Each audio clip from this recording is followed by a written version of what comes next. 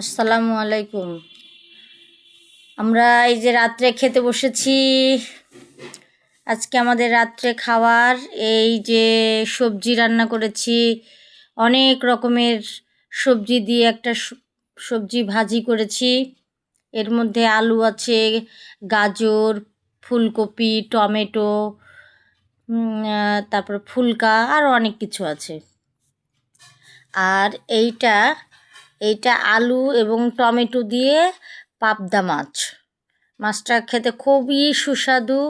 এই মাছে কাঁটাটা খুব নরম, বাচ্চারা এই মাছটা খেতে খুব ভালোবাসে। যেহেতু কাঁটাটা নরম, এদের খেতে অসুবিধা হয় না।